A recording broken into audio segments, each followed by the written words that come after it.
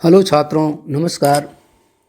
आज मैं कक्षा 12वीं के छात्रों के लिए यह वीडियो बना रहा हूँ। आज का टॉपिक है सीबीएसई द्वारा जारी हिंदी का सैंपल क्वेश्चन पेपर। कक्षा 12वीं के छात्रों के मन में यह कौतूहल है कि सेकेंड टर्म के एग्ज़ाम में हिंदी में किस तरह के प्रश्न पूछे जाएंगे। आज मैं आपको इस सैंपल क्वेश्चन पेपर के माध्यम से इस पर विस्तार से बताएंगे। फर्स्ट टर्म का क्वेश्चन एमसीक्यू अर्थात वस्तुनिष्ठ प्रश्न पर आधारित थे, परंतु सेकेंड टर्म में पूछा जाने वाला प्रश्न वर्णनात्मक होंगे, डिस्क्रिप्टिव होंगे। यह परीक्षा आपकी 2 घंटे की होगी और इसका पूर्णांक 40 अंक का होगा। जैसा कि आप सैंपल पेपर को देख पा रहे हैं, इसमें कुछ सामान्य निर्देश दिए हुए हैं। इस प्रश्न पत्र में कुल 9 प्रश्न पूछे गए हैं तथा यह 2 खंडों में विभाजित है। अब हम खंड क में पूछे जाने वाले प्रश्नों के प्रकार को देख लेते हैं। खंड क में जो पहला प्रश्न होगा वो रचनात्मक लेखन पर आधारित होगा और इसमें जो विषय वस्तु होगा वो किसी घटना पर आधारित होगा, या यह भी कह सकते हैं कि यह लघु निबंध टाइप का क्वेश्चन होगा जिसे आपको 150 शब्दों में लिखना होगा। यह प्रश्न 5 अंकों का होगा। जैसा कि आप यहाँ देख पा रहे हैं कि 3 विषय दिए गए हैं, जिसमें किसी एक विषय पर जो आपको सरल और सहज महसूस हो रहा हो उस पर आप लिख सकते हैं। बारिश की वह सुबह, मेरे बगीचे में खिला गुलाब, विद्यालय में मेरा प्रिय कोना। यहाँ ये 3 विषय दिए गए हैं। इनमें से किसी एक विषय पर आप लघु निबंध लिख सकते हैं।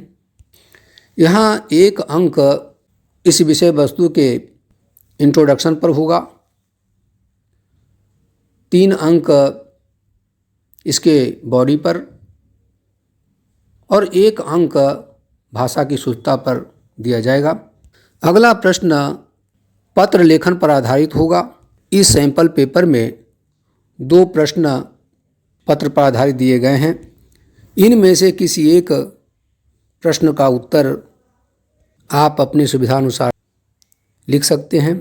यहाँ पहला पत्र संपादक के नाम लिखना है और दूसरा पत्र आप किसी रेजिडेंट वेलफेयर एसोसिएशन के अध्यक्ष मुकेश बद्रप्पा हैं और इस नाम से आपको नगर विकास प्राधिकरण के सचिव को अपने क्षेत्र के पार्क के समुचित विकास के लिए पत्र लिखना है। यह पत्र भी 5 अंक का होगा। 1 अंक प्रारंभ और अंतिम में लिखे जाने वाले औपचारिकता हेतु होगा, 3 अंक बॉडी के लिए और 1 अंक भाषा की शुद्धता के लिए दिया जाएगा। जैसे आप किसी संपादक को पत्र लिख रहे हैं तो आप लिखेंगे सेवा में श्रीमान संपादक महोदय और उस समाचार पत्र का नाम लिखेंगे जिसके संपादक को पत्र लिख रहे हैं। नीचे उसका पता लिखेंगे, फिर पत्र का विषय लिखेंगे, फिर संबोधन में मान्यवर लिखेंगे, अंत में भवदीय लिखेंगे और नीचे अपना नाम लिखेंगे। उसी तरह से अगर किसी नगर विकास प्राधिकरण के सचिव को पत्र लिख रहे हैं तो यहाँ सेवा में सचिव महोदय, नगर विकास प्राधिकरण नई दिल्ली लिख सकते हैं। फिर विषय लिखेंगे, यहाँ पर विषय लिख सकते हैं अपने क्षेत्र के पार्क के समुचित विकास हेतु पत्र, संबोधन में मान्यवर, नीचे भवदीय, फिर अपना नाम मुकेश बद्रप्पा अध्यक्ष रेजिडेंट वेलफेयर एसोसिएशन लिखेंगे। अब नेक्स्ट तीसरे प्रश्न की ओर चलते हैं। अंतरा और अंतराल के अतिरिक्त आपको तीसरी बुक भी पढ़नी है जिसका नाम अभिव्यक्ति और माध्यम है। यह तीसरा प्रश्न उस पर आधारित है। यहाँ निर्देश को ध्यान से पढ़ेंगे। यहाँ लिखा निम्नलिखित प्रश्नों के उत्तर लगभग 50 शब्दों में लिखिए। यह 5 अंक का प्रश्न है। आपको ऊपर जो लिखे हुए निर्देश है उसका पालन करना है। यहाँ प्रश्न संख्या क में पूछा गया है कहानी में पात्रों के चरित्र चित्रण का क्या स्थान होता है, अथवा नाटक क्या होता है, यह कहानी से किस प्रकार भिन्न है। इन दोनों में से किसी एक प्रश्न का उत्तर लिखेंगे जो आपको सहज और सरल महसूस होता हो। उन प्रश्नों का उत्तर यहाँ देना है। यहाँ प्रश्न संख्या क में पूछे गए पात्रों के चरित्र चित्रण के बारे में हम यह लिख सकते हैं कि कहानी में पात्रों के चरित्र चित्रण का महत्वपूर्ण स्थान होता है और पात्रों का चरित्र चित्रण करके ही कहानीकार कहानी को आगे बढ़ाता है। हर पात्र का अपना स्वभाव होता है। पात्रों का चरित्र चित्रण पात्रों के अभिरुचियों के माध्यम से भी होता है। चरित्र चित्रण का सरल तरीका यह है कि लेखक पात्रों की विशेषताओं का बखान स्वयं करता है। जैसे एक उदाहरण के तौर पर हम इस तरह से देख सकते हैं, श्री अनंत राम शर्मा बहादुर, परोपकारी व धार्मिक प्रवृत्ति के व्यक्ति थे। इलाके के सभी लोग उनका सम्मान करते थे। यहाँ लेखक पात्र की विशेषता का बखान कर रहा है। पात्रों के काम के द्वारा भी उनका चरित्र चित्रण स्वयं ही हो जाता है। उनके स्वभाव और स्वरूप का वर्णन किया जाता है। दूसरे पात्रों के माध्यम से भी कई बार कहानीकार किसी अन्य पात्र का चरित्र चित्रण करवाता है। अब दूसरे प्रश्न में अथवा में जो प्रश्न पूछा गया है, नाटक और कहानी में अंतर, तो नाटक हिंदी साहित्य की एक विधा है। यह लिखित रूप में दृश्यता की ओर जाता है। जब नाटक का मंचन होता है तब जाकर उसमें संपूर्णता आती है। कहानी का संबंध लेखक और पाठक से जुड़ा हुआ होता है और नाटक का संबंध लेखक, निर्देशक, पात्र, श्रोता, दर्शक तथा अन्य अनेक लोगों से जुड़ता है। कहानी को पढ़ा या सुना जा सकता है, जबकि नाटक को देखा जाता है। इसे मंच पर प्रस्तुत किया जाता है। नाटक में मंच सज्जा, प्रकाश अवस्था, अभिनय, संगीत आदि का भी समावेश होता है। अगला प्रश्न, समय का बंधन सभी के लिए आवश्यक है। नाटक लिखने के लिए समय के बंधन का औचित्य स्थापित कीजिए। यह 2 अंक का प्रश्न है। अथवा कहानी का कथानक क्या होता है, उदाहरण सहित स्पष्ट कीजिए। तो इसके उत्तर को इस प्रकार लिख सकते हैं कि समय का बंधन नाटक की रचना प्रक्रिया पर पूरा प्रभाव डालता है। इसलिए यह निश्चित किया जाता है कि नाटक निर्धारित समय के भीतर पूरा होना चाहिए। नाटक को वर्तमान काल में ही संयोजित करना होता है, भले ही वह भूतकाल या भविष्यत काल की रचनाओं पर आधारित हो। काल चाहे कोई भी हो, उसे एक विशेष समय में एक विशेष स्थान पर वर्तमान काल में ही घटित होना होता है। साहित्य के अन्य विधाओं में कहानी, उपन्यास और कविता को पढ़ते या सुनते समय हम बीच में रुक सकते हैं और कुछ समय बाद भी शुरू कर सकते हैं, परंतु नाटक के साथ ऐसा करना संभव नहीं है। इसलिए नाटककार को इस बात का ध्यान रखना होता है कि दर्शक कितनी देर तक किसी घटना को घटित होते हुए देख सकते हैं। अगला प्रश्न कहानी के कथानक पर आधारित है। कहानी का केंद्र बिंदु उसका कथानक होता है। कथानक के इर्द गिर्द ही कहानी घूमती है। कथानक कहानी का वह संक्षिप्त रूप है जिसमें प्रारंभ से अंत तक कहानी की सभी घटनाओं और पात्रों का समावेश किया जाता है। अब हम यहाँ दिए हुए प्रश्न संख्या 4 को देख लेते हैं। निम्नलिखित प्रश्नों के उत्तर लगभग 50 शब्दों में लिखिए। यह 5 अंक का प्रश्न है। पहला प्रश्न 3 अंक का और दूसरा 2 अंक का। प्रश्न संख्या क में पूछा गया है, माना जाता है कि पत्रकारिता जल्दी में लिखा गया साहित्य है। क्या आप इस कथन से सहमत हैं? इस संदर्भ में अपने विचार तर्कपूर्ण ढंग से प्रस्तुत कीजिए। अथवा पत्रकारीय लेखन का सबसे जाना पहचाना रूप समाचार लेखन है। समाचार को कैसे लिखा जाता है?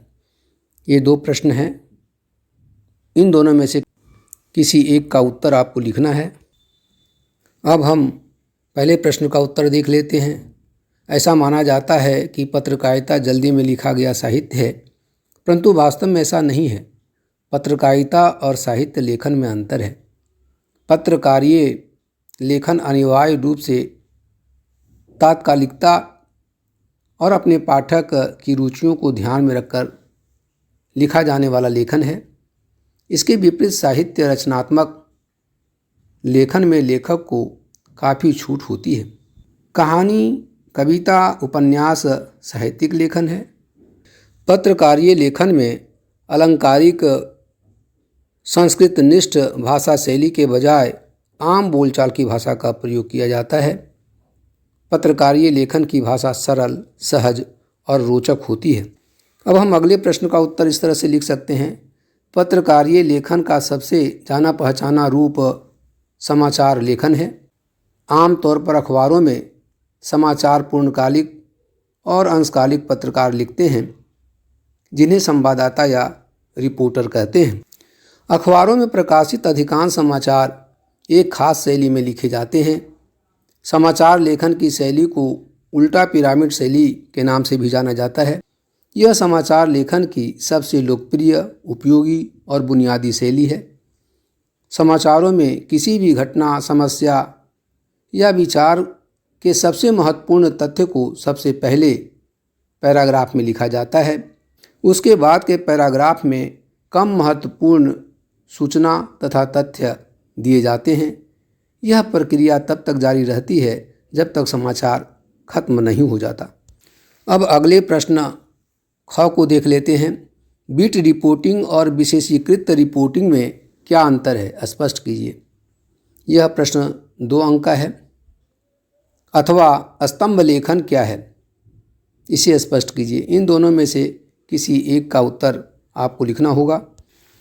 विशेषीकृत रिपोर्टिंग और बीट रिपोर्टिंग में अंतर को जान लेते हैं। संवाददाताओं के बीच काम का विभाजन आमतौर पर उनकी दिलचस्पी और ज्ञान को देखते हुए किया जाता है। मीडिया की भाषा में इसे बीट कहते हैं। बीट की रिपोर्टिंग के लिए संवाददाता में उस क्षेत्र के बारे में जानकारी और दिलचस्पी का होना पर्याप्त है। एक बीट रिपोर्टर को आमतौर पर अपनी बीट से जुड़ी सामान्य खबरें ही लिखनी होती है। लेकिन विशेषीकृत रिपोर्टिंग का तात्पर्य यह है कि आप सामान्य खबरों से आगे बढ़कर उस विशेष क्षेत्र या विषय से जुड़ी घटनाओं, मुद्दों और समस्याओं का बारीकी से विश्लेषण करें और पाठकों के लिए उसका अर्थ स्पष्ट करने की कोशिश करें। अगले प्रश्न में स्तंभ लेखन के विषय में पूछा गया है। विचार परक लेखन का एक प्रमुख रूप है स्तंभ लेखन। कुछ महत्वपूर्ण लेखक अपने खास वैचारिक रुझान के लिए जाने जाते हैं। उनकी अपनी एक लेखन शैली भी विकसित हो जाती है। ऐसे लेखकों की लोकप्रियता को देखकर अखबार उन्हें नियमित स्तंभ लिखने का जिम्मा देते हैं। स्तंभ का विषय चुनने और उसमें अपने विचार व्यक्त करने की स्तंभ लेखक को पूरी छूट होती है। अब अगला प्रश्न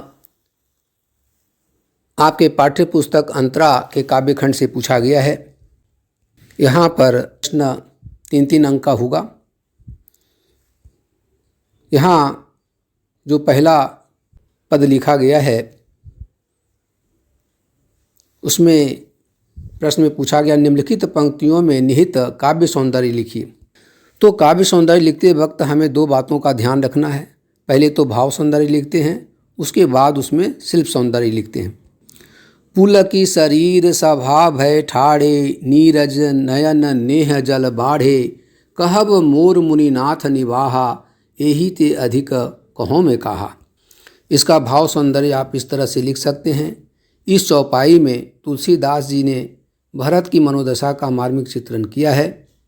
जब वह मुनि वशिष्ठ के अनुरोध पर अपने मन की बात कहने के लिए श्री राम के सामने खड़े होते हैं तो उनका पूरा शरीर पुलकित हो जाता है। इससे भरत की भावुकता का ज्ञान होता है। उनकी आँखों से आंसुओं की धारा बह निकलती है।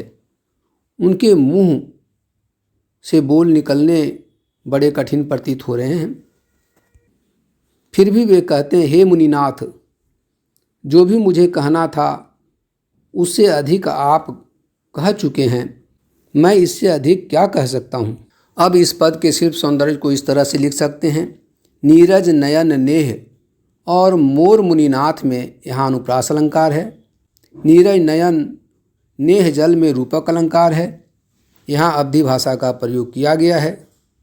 यहाँ छंद चौपाई छंद है। यहाँ प्रश्न संख्या ख का से पूछा गया है। जन्म अवधि हम रूप निहारल नयन न तिरपित भेल। यह पद विद्यापति के पद से लिया गया है। इन पंक्तियों में विद्यापति प्रेम में अतृप्ति के बारे में बताते हैं।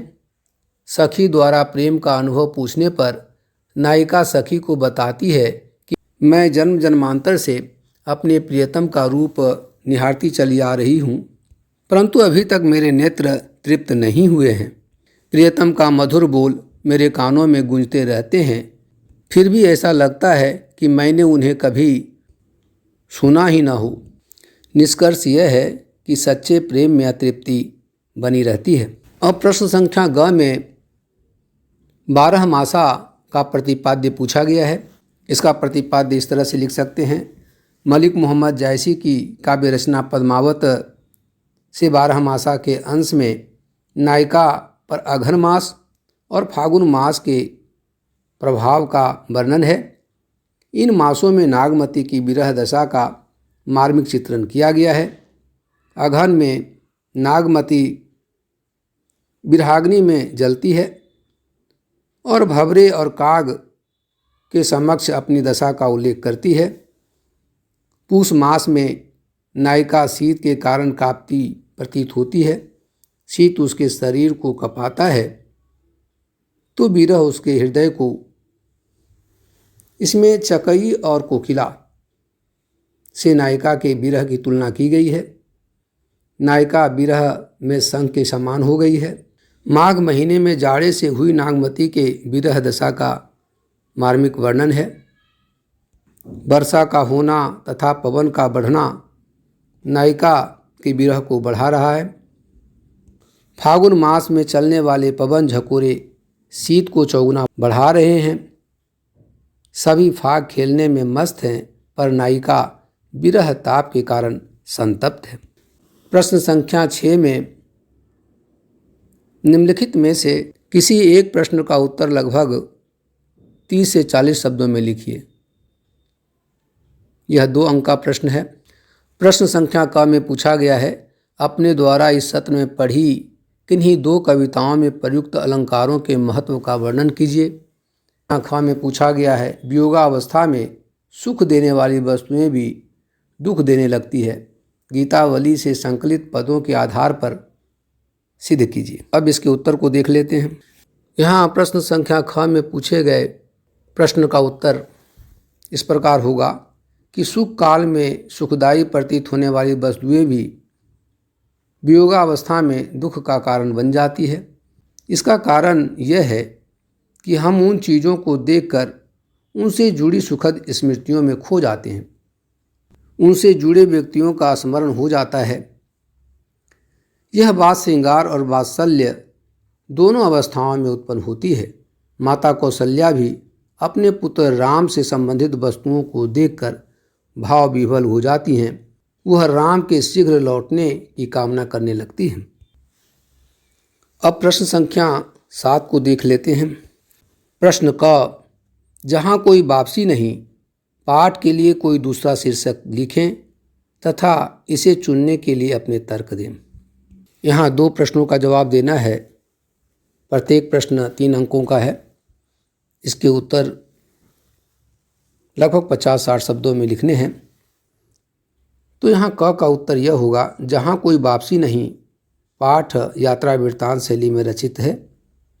जहाँ अमझर गांव के पर्यावरण विनाश का वर्णन किया गया है। आप यहाँ जहाँ कोई वापसी नहीं शीर्षक के स्थान पर कोई अन्य शीर्षक जैसे क्या वे दिन लौट आएंगे, पुरानी वापसी इत्यादि का चयन कर सकते हैं।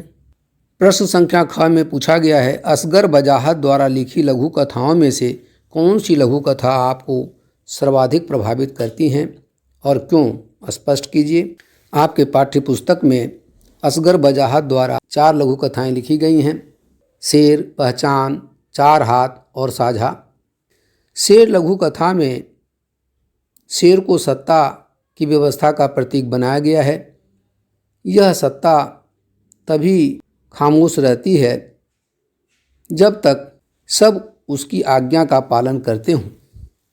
पहचान लघु कथा में राजा को बहरी, गूंगी और अंधी प्रजा पसंद आती है, जो बिना कुछ बोले और देखे आज्ञा का पालन करती है।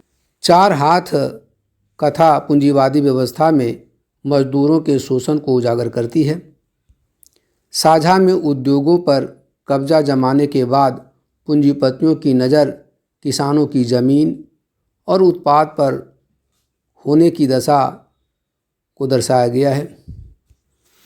अगले प्रश्न ग में इसका उत्तर आप दूसरा देवदास कहानी के मुख्य पात्र आरो और संभव में से किसी एक पात्र के प्रति अपनी सहानुभूति दर्शाते हुए उसकी मन स्थिति का वर्णन करेंगे। प्रश्न संख्या 8 में पूछा गया है, निम्नलिखित में से किसी एक प्रश्न का उत्तर 30 से 40 शब्दों में लिखिए। 2 अंक का प्रश्न है। पहला प्रश्न है, व्यापार यहाँ भी था। दूसरा देवदास पाठ के आधार पर इस कथन का आशय स्पष्ट कीजिए। इसका उत्तर आप इस प्रकार लिख सकते हैं, व्यापार यहाँ भी था के माध्यम से दूसरा देवदास कहानी में हरिद्वार के पूरे क्षेत्र में अनेक लोगों की व्यापारिक गतिविधियों के विषय में बताया गया है। बाहर तो व्यापार चल ही रहा था, मनसा देवी मंदिर के अंदर भी व्यापारिक गतिविधियां चल रही थीं। मनोकामनाओं की पूर्ति के लिए लाल पीले धागे बिक रहे थे। प्रश्न संख्या ख में पूछा गया है, औद्योगिकरण ने पर्यावरण को कैसे प्रभावित किया है। जहां कोई वापसी नहीं, पाठ के आधार पर बताइए। इसका उत्तर आप इस प्रकार लिख सकते हैं, औद्योगिकरण ने पर्यावरण को पूरी तरह से प्रभावित किया है। जहां कोई वापसी नहीं, पाठ में लेखक ने इस बात को पूरी तरह से स्पष्ट किया है। औद्योगिकरण के लिए लोगों की ज़मीन अधिग्रहित की गई, उन्हें उजाड़ा गया, वहाँ के परिवेश को नष्ट कर दिया गया, जिससे पर्यावरण का संतुलन बिगड़ गया। नए उद्योगों के स्थापित होने से तथा उनसे निकलने वाले कचरे और अन्य पदार्थों के कारण पर्यावरण दूषित हो रहा है तथा खतरा उत्पन्न हो रहा है। अब अंतिम प्रश्न संख्या 9 को देख लेते हैं। इसमें जो प्रश्न पूछे गए हैं यह आपके अंतराल पुस्तक से पूछा गया है। प्रश्न क, लेखक विश्वनाथ ने किन आधारों पर अपनी माँ की तुलना बत्तख से की है। इसका उत्तर आप इस प्रकार लिख सकते हैं, लेखक विश्वनाथ ने माँ और बत्तख को ममता के आधार पर समान दिखाया है। बत्तख अंडा देने के समय पानी को छोड़कर ज़मीन पर आ जाती है। बतखें अपने अंडों को सेती हैं। वे अपने पंख फुलाए उन्हें दुनिया की नज़रों से छुपा कर रखती है। बत्तख बहुत कोमलता एवं सतर्कता से कार्य करती है। इसी प्रकार माँ भी अपने बच्चे की देखभाल करती है। माँ भी बत्तख की तरह अपने बच्चों को अपने आंचल की छाया में छिपा कर रखती है। अब यहाँ प्रश्न संख्या ख को देख लेते हैं। लेखक को क्यों लगता है कि हम जिसे विकास की औद्योगिक सभ्यता कहते हैं वह उजाड़ की असभ्यता है। आप क्या मानते हैं? कथन के आलोक में अपने विचार व्यक्त कीजिए। इसका उत्तर इस प्रकार लिख सकते हैं। यहाँ लेखक मालवा का उदाहरण देते हुए औद्योगिक विकास को उजाड़ की असभ्यता मान रहे हैं। लेखक को लगता है कि हम एक गलतफहमी के शिकार हैं। यह वास्तव में विकास ना होकर हमें उजाड़ की ओर ले जा रही है। यह असभ्यता है। पाश्चात्य दृष्टिकोण से अपनाई जा रही सभ्यता हमें उजाड़ कर मानव जाति और प्रकृति दोनों को विनाश करने पर तुली है। इस सभ्यता ने पर्यावरण असंतुलन पैदा कर दिया है और मौसम चक्र को भी बिगाड़ दिया है। अब प्रश्न संख्या 9 के अंतिम प्रश्न ग को देख लेते हैं। शरद में ही हर श्रृंगार फूलता है, पितृपक्ष में मालिन दाई घर के दरवाजे पर हर श्रृंगार की राशि रख जाती थीं तो खड़ी बोली हुई। गांव की बोली में कुरई जात रहीं। बहुत ढेर सारे फूल मानो इकट्ठे ही अनायास उनसे गिर पड़ते थे। कुरई देना है तो सकर्मक, लेकिन सहजता असकर्मक की है। उपर्युक्त पंक्तियाँ किसकी आत्मकथा का वर्णन कर रही है और इस कथा के केंद्र में क्या है? इसका उत्तर आप इस प्रकार लिख सकते हैं। शरद में हर श्रृंगार का खिलना, गांव की बोली व अन्य वनस्पतियों का वर्णन लेखक विश्वनाथ द्वारा अपनी आत्मकथा बिस्कोहर की माटी के माध्यम से किया गया है। इस पूरी कथा के केंद्र में बिस्कोहर जो लेखक का गांव है और एक पात्र विश्वनाथ जो स्वयं लेखक विश्वनाथ हैं। गर्मी, वर्षा एवं शरद ऋतु में गांव में होने वाली परेशानियों का वर्णन भी लेखक ने किया है। पूरी रचना में लेखक ने अपने अनुभव और देखे गए प्राकृतिक सौंदर्य को यहाँ प्रस्तुत किया है। इस प्रकार हम CBSE द्वारा जारी किया गया सेकेंड टर्म के सैंपल पेपर का समाधान विस्तार पूर्वक देखा एवं समझा। आशा करता हूँ कि इस सैंपल पेपर के माध्यम से आगामी आने वाले सेकेंड टर्म परीक्षा में पूछे जाने वाले प्रश्न का पैटर्न पता चल गया होगा। धन्यवाद।